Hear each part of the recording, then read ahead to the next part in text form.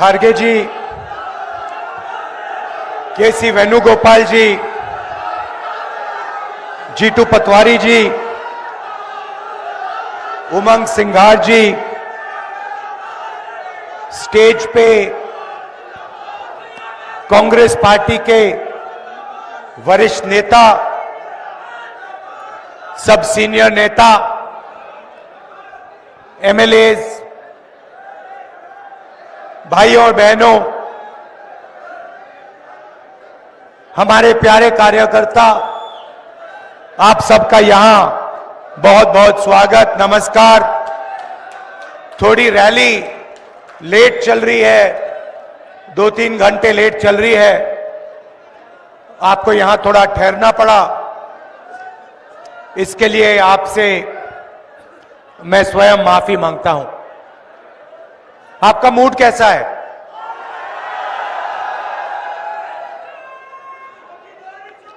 यहां पे आदिवासी भाई बहन आज ज्यादा आए हैं, तो थोड़ी सी मैं आपकी बात करना चाहता हूं। कुछ समय पहले किसी ने मुझे मोबाइल फोन पे एक वीडियो भेजा। मध्य प्रदेश का कोई नेता था, मुझे वीडियो भेजा। मैंने वीडियो को प्ले किया, प्ले दबाया, और उस वीडियो में एक बीजेपी का नेता आदिवासी युवा के ऊपर पेशाब कर रहा था। और मैंने सोचा, ये कैसी सोच है कि बीजेपी का एक नेता आदिवासी पर पेशाब कर रहा है और दूसरी साइड उसका कोई चमचा वीडियो ले रहा है।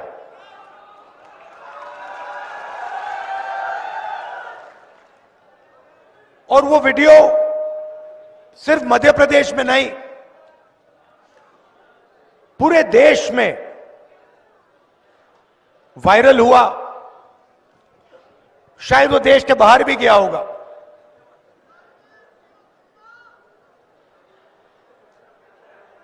ये है विचारधारा बीजेपी की। सिर्फ आदिवासियों के साथ नहीं, दलितों के साथ, आदिवासियों के साथ, गरीब पिछड़ों के साथ, जहां भी ये कमजोर लोगों का अपमान कर सकते हैं, ये करते हैं। कुछ समय पहले इनके एक भाषण में मैंने सुना,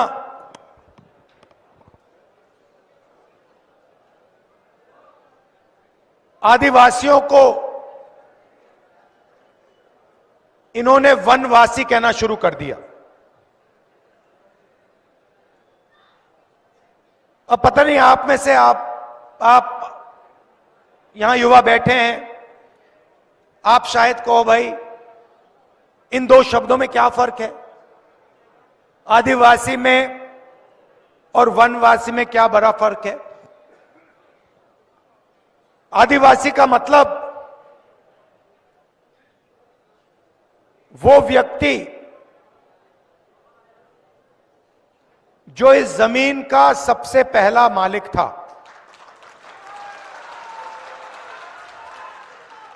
ये लोग आपको बताते नहीं हैं, मगर ऐसा समय था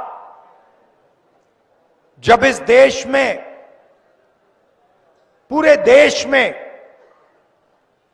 आदिवासी लोग रहते थे।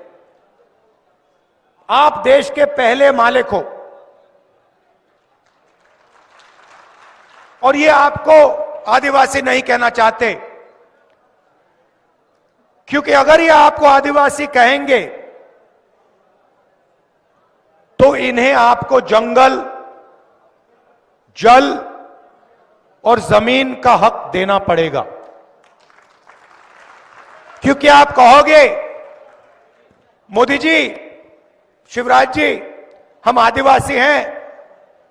आदिवासी शब्द का मतलब है कि हम हिंदुस्तान के सबसे पहले मालिक हैं। ये जल, ये जंगल, ये जमीन हमारी थी और आज आपको जल, जमीन और जंगल का अधिकार हमें देना पड़ेगा। वनवासी का मतलब वो लोग जो जंगल में रहते हैं। आदिवासी हिंदुस्तान के ओरिजिनल मालिक, वनवासी वो जंगली लोग जो जंगल में रहते हैं। इससे बड़ा आपका अपमान नहीं हो सकता। आप वनवासी नहीं हो, आप हिंदुस्तान के ओरिजिनल मालिक हो। और इस बात को समझकर, इस बात को मानकर कांग्रेस पार्टी ने ट्राइबल बिल दिया, जमीन अधिकरण बिल दिया, पैसा कानून दिया, आपकी जमीन आपको वापस दी, जंगल में आपको हक दिया। क्यों? क्योंकि हम आपको आदिवासी मानते हैं। उनका कहना है कि भाई आप वनवासी हो, आप जंगल में रहो, आपको ना हम जंगल का हक देंगे, ना जल देंगे, ना जमीन देंगे, और आस्ते आस्ते आपसे जंगल भी छीनते जाएंगे। और फिर एक दिन आएगा जब हिंदुस्तान में आपको जंगल नहीं दिखेगा, फिर वो आपसे कहेंगे भैया आप वनवासी हो मगर वन तो है ही नहीं, खत्म हो गया, तो जाओ मजदूरी करो, भीख मांगो, भूखे मरो। ये इन दो शब्दों के बीच में फर्क है। अब आपकी आबादी हिंदुस्तान में तकरीबन 8% है। यह नंबर याद रखिए। जीतू जी, मध्य प्रदेश में आदिवासियों की आबादी कितनी है? मध्य प्रदेश में आपकी 22% है, 24%, और हिंदुस्तान में आपकी आबादी 8% है।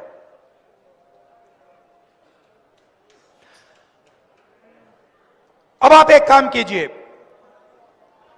हिंदुस्तान की सबसे बड़ी कंपनियों की लिस्ट निकालिए। चाहते हो मैं आपको दे दूंगा, और उनके मालिकों के नाम पढ़िए। 200 मालिकों में से आपको एक मालिक आदिवासी वर्ग का नहीं मिलेगा। फिर मीडिया के मालिकों की लिस्ट निकालिए। ये बड़े बड़े जो एंकर हैं इनकी लिस्ट निकालिए। उस लिस्ट में आपको एक आदिवासी नाम नहीं मिलने वाला है। सही बोल रहा हूं, झूठ बोल रहा हूं? सही बोल रहा हूं ना? हिंदुस्तान की सरकार को 90 लोग चलाते हैं, आईएएस अफसर हैं,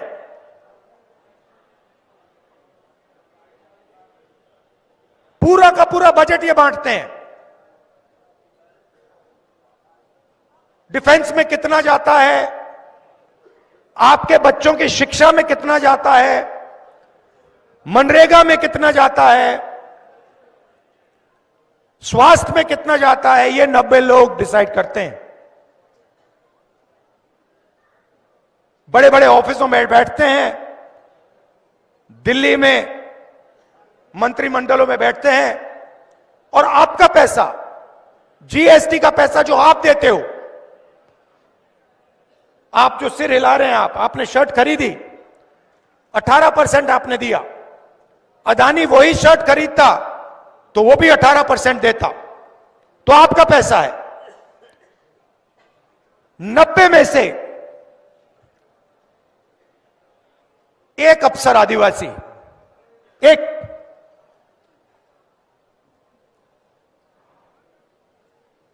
और अगर हिंदुस्तान की सरकार 100 रुपए खर्च करती है बजट में,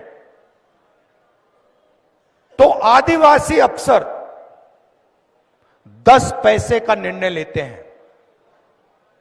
आबादी 8%, भागीदारी 100 रुपए में से 10 पैसे।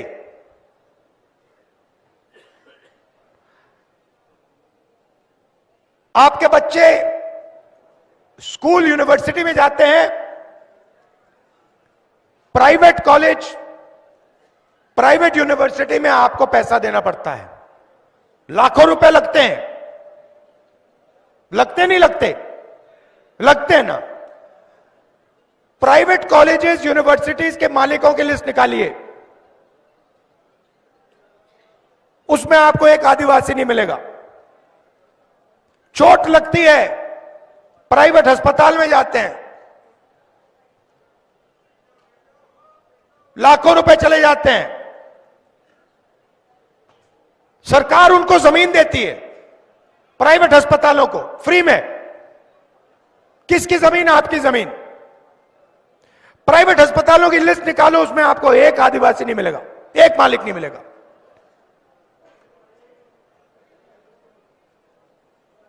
ये आपकी सच्चाई है, इसमें आप अकेले नहीं हो। जो आपके साथ हो रहा है वो दलित वर्ग के साथ भी हो रहा है, जो उनके साथ हो रहा है वो पिछड़ों के साथ भी हो रहा है, वो गरीब जनरल कास्ट के साथ भी हो रहा है।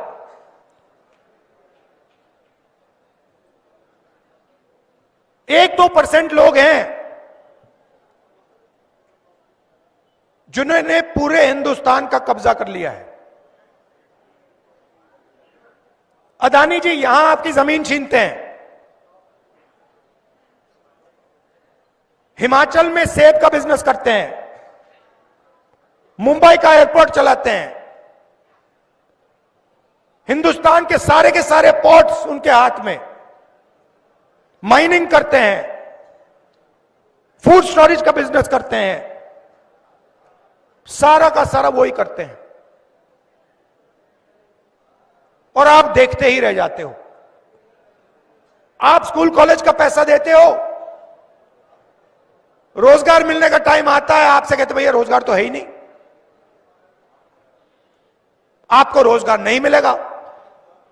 आपको सर्टिफिकेट मिल गया, 5 लाख रुपया आपने प्राइवेट यूनिवर्सिटी कॉलेज को दे दी, मगर रोजगार आपको हिंदुस्तान में नहीं मिलेगा। क्यों? क्योंकि सारे छोटे बिजनेसेस को नरेंद्र मोदी ने बंद कर दिया, नोटबंदी की, जीएसटी की, और सारे के सारे छोटे जो व्यापारी हैं, स्मॉल मीडियम बिजनेस, वो बंद हो गए।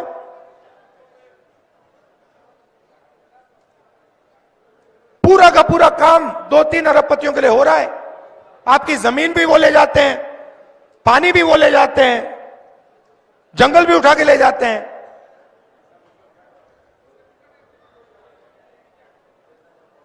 तो ये बदलना है। सबसे पहला कदम जाति जनगणना, जिससे सबको पता लग जाएगा इस देश में किसकी आबादी कितनी है, आदिवासी कितने हैं, उनके पास कितना धन है, कितनी संस्थाओं पर उनका कंट्रोल है, दलित कितने हैं, कितना धन है, कितनी संस्थाओं पर कंट्रोल है, पिछड़े कितने हैं, कितना धन है, कितनी संस्थाओं पर कंट्रोल है, साफ आपके सामने आ जाएगा। क्रांतिकारी कदम है, हरी क्रांति, सफेद क्रांति, उतना बड़ा कदम है ये। और ये जैसे ही हमारी सरकार आएगी हम ये करके दे देंगे आपको।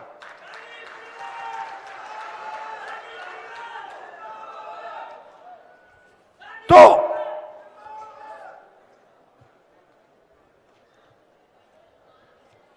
हम चाहते हैं कि इस देश में सामाजिक न्याय हो, आर्थिक न्याय हो, किसानों के साथ न्याय हो। किसानों का उदाहरण देता हूं आपको। हरियाणा पंजाब के किसान दिल्ली की ओर चल रहे हैं। उन्होंने सिर्फ एक चीज मांगी है, एमएसपी चाहते हैं, मिनिमम सपोर्ट प्राइस। बीजेपी की सरकार कहती है हम आपको एमएसपी नहीं देंगे। 100 अरबपतियों का उन्होंने 16 लाख करोड़ रुपया माफ किया। मतलब 24 साल मनरेगा का पैसा उन्होंने 100 लोगों का माफ कर दिया। और किसानों का कर्जा माफ नहीं कर सकते, किसानों को एमएसपी नहीं दे सकते। हमारी सरकार आएगी दिल्ली में, पहला काम जाति जनगणना, दूसरा काम किसानों को एमएसपी की लीगल गारंटी, कानून बना देंगे कि इससे कम पैसे के लिए उनको मिनिमम इतना पैसा मिलेगा, कानून बना देंगे उठाकर।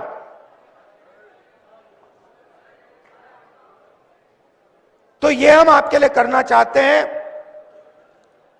मैं आपको सिर्फ यहां कहने आया हूं कि आप हमारा समर्थन करते हो, आप हमारे साथ खड़े होते हो, हम आपके साथ खड़े हैं। जो भी आप हमसे चाहते हैं हम करने को तैयार हैं। जल, जंगल और जमीन की लड़ाई हमारी लड़ाई है, आपकी लड़ाई है।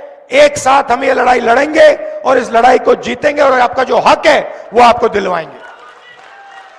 आप सबका बहुत बहुत धन्यवाद। नमस्कार, जय हिंद।